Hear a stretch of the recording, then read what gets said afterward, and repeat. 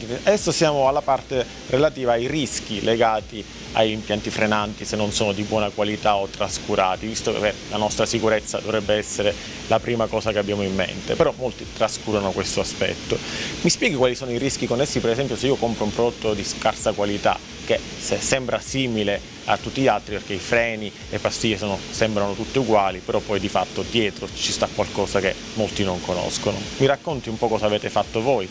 Va bene, se il prodotto non è sufficientemente buono, ti possono capitare delle situazioni quando la macchina non si ferma quando doveva fermare, e questo si misura in spazio di frenata. È un tipico situazione di arresto di panico. Quando tu vedi una coda di macchine che si fermano, tu devi frenare e fermarsi, e se ti mancano i metri puoi entrare in una vettura davanti. Prodotti di bassa qualità possono anche provocare dei danni ai sistemi frenanti, come rottura dei dischi, usura precoce o situazione di vibrazione o rumore, no? Tu mi dicevi prima che avevate fatto dei test interni, vi siete un po', diciamo, finti consumatori, avete comprato sul mercato dei prodotti, li avete testati, è vero? Noi quotidianamente facciamo dei test superiori a quelli che ci chiede la legge per sviluppare i nostri prodotti, e a volte ci capita di confrontarsi con i prodotti che sono imitazione o prodotti falsi che vengono dal mercato con la nostra immagine, e chiaramente questi prodotti sono pericolosi, cerchiamo in tutti i modi di eliminarli dal mercato.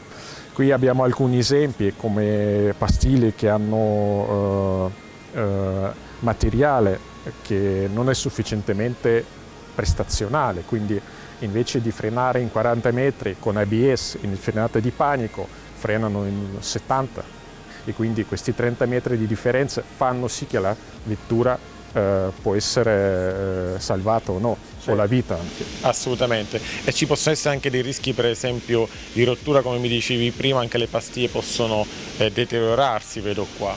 La rottura dei dischi sono frequenti, soprattutto nelle vetture che hanno mettono i dischi di bassa qualità, perché il materiale non resiste ai cicli termici ripetuti. Le pastiglie di bassa qualità possono provocare usura anomala dei dischi con delle rigature, quindi ridurre la vita dei dischi, o provocare la formazione delle macchie di calore che possono, per esempio si vedono in questo disco, che possono provocare delle vibrazioni perché la superficie del disco è deformata.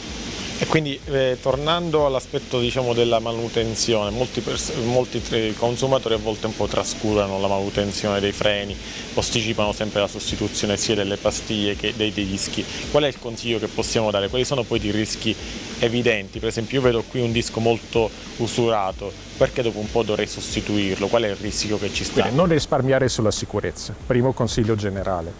Controllare spesso i freni periodicamente, 2 o 3 volte all'anno quando si va dal meccanico, e cercare di ascoltare i suoi consigli, perché meglio spendere i soldi e mettere i componenti adeguati, nuove, o sostituirle quando sono usurati, che continuare a guidare la macchina sperando che questa volta non succede niente. Certo, io per esempio vedo qui 2 scatole che hanno 2 prodotti che sembrano assolutamente identici, ma poi identici non sono.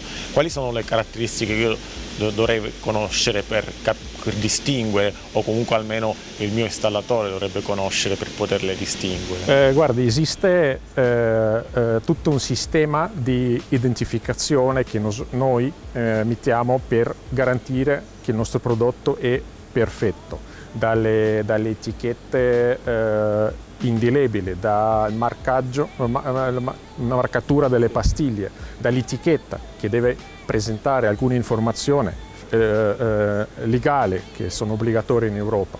Prodotto falso, che la scatola potrebbe sembrare nostra, in realtà non sono prodotti fatti da noi.